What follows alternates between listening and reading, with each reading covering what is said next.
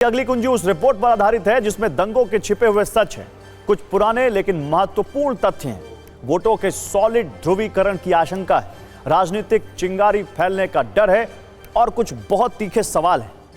यह रिपोर्ट इतनी संवेदनशील है कि यह गोपनीय रखी गई है, लेकिन सूत्रों से जो लीकेज हुई है वो उत्तर प्रदेश की राजनीति में बारूद का काम कर रही है, जिससे चिंगारी भड़की हुई है। यह रिपोर्ट नवंबर 2024 में उत्तर प्रदेश के संभल में हुए दंगे पर है।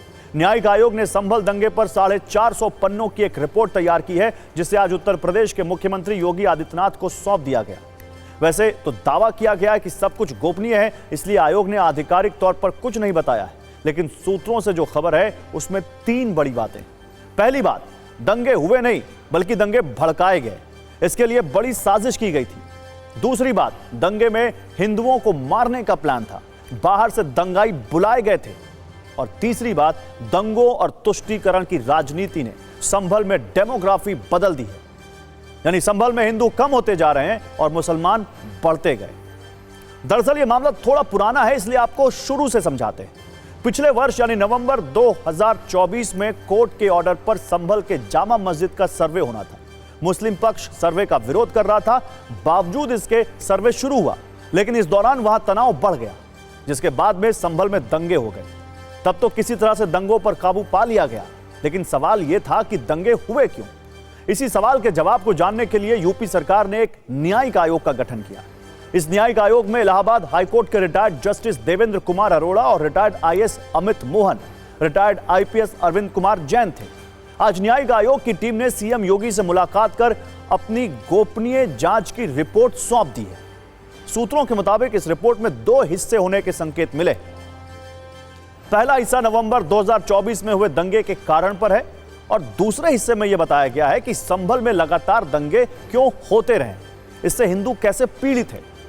पहले नवंबर 2024 में हुए दंगे पर रिपोर्ट में क्या कहा गया है वो देखिए। इसमें कहा गया है कि 24 नवंबर 2024 की संभल हिंसा पूर्व नियोजित और षड्यंत्र का नतीजा था। सांसद जिया उर रहमान बर्क ने नमाजियों को दंगे के लिए उकसाया और कहा कि हम इस देश के मालिक हैं।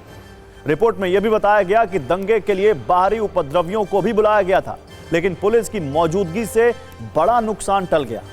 रिपोर्ट में यह भी दावा है कि दंगों में विदेशी हथियारों का इस्तेमाल हुआ, मेड इन यूएसए हथियार मिलने की बात है। सूत्रों के मुताबिक रिपोर्ट में लव जिहाद, दंगे और सामाजिक गतिविधियों से धर्मांतरण का भी जिक्र है।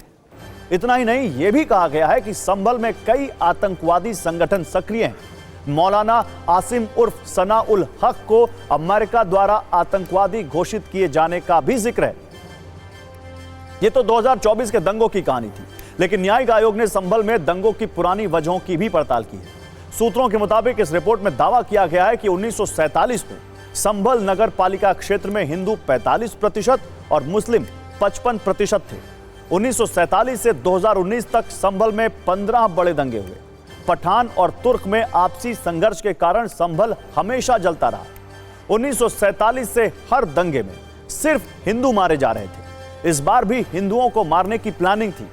दंगों के कारण संभल में सिर्फ 15% हिंदू बचे हैं। दंगों और तुष्टीकरण की राजनीति ने संभल की डेमोग्राफी पूरी तरह से बदल दी, यानी हिंदुओं की आबादी कम होती गई और मुस्लिम आबादी यहां करीब 85% तक पहुंच गई। ये सारी बातें रिपोर्ट में है। वैसे रिपोर्ट से अलग 2011 की जनगणना के मुताबिक संभल में 78% मुस्लिम हैं और 22% हिंदू हैं। इस रिपोर्ट में जिस एक शख्स को काफी स्पेस दिया गया है वो यहां के सांसद जिया उर रहमान बर्क हैं। सूत्रों के मुताबिक रिपोर्ट में दावा है कि 22 नवंबर को नमाजियों को संबोधित करते हुए सांसद जिया उर रहमान बर्क ने कहा था, हम पुलिस प्रशासन सरकार से दबने वाले थोड़ी हैं, अरे हम इस देश के मालिक हैं, नौकर गुलाम नहीं। मस्जिद थी, मस्जिद है, इंशाअल्लाह मस्जिद रहेगी कयामत तक। जिस तरह अयोध्या में हमारी मस्जिद ले ली गई, वैसे यहां नहीं होने देंगे, ये जिया उर रहमान बर्क ने कहा। अब इस रिपोर्ट पर राजनीति हो रही है।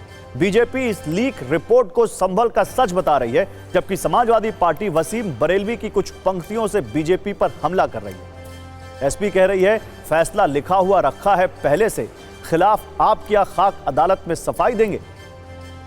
कुल मिलाकर राजनीति हो रही है और जैसी रिपोर्ट है उसके हिसाब से राजनीति होती रहेगी। तो संभल दंगे पर रिपोर्ट की जो बातें लीक हुई हैं उसके आधार पर यह कहा जा सकता है कि संभल में दंगे हुए नहीं, जानबूझकर दंगे कराए गए। वैसे भी मशहूर व्यंग्यकार हरिशंकर परसाई ने कहा है, दंगे स्वतः नहीं होते, उन्हें करवाया जाता है। नेता और दल दंगों को वोट बैंक के लिए इस्तेमाल करते हैं। हकीकत तो यह है कि दंगा अब किसी हादसे का नाम नहीं बल्कि एक इवेंट मैनेजमेंट है। इसमें स्क्रिप्ट लिखी जाती है, किरदार तय होते हैं, अफवाहें प्रचारित होती हैं और फिर आम लोगों को आग की लपटों में झोंक दिया जाता है। नेता कुर्सी पर बैठते हैं और जनता अपनों की लाश पर। गरीबों की दुकान जलती है, नेता का बंगला नहीं। दंगे की राख में जो सबसे हरी भरी फसल उगती है वो है वोटों की, यानी इंसानियत भले मर जाए लेकिन राजनीति की फसल कभी सूखने नहीं दी जाती।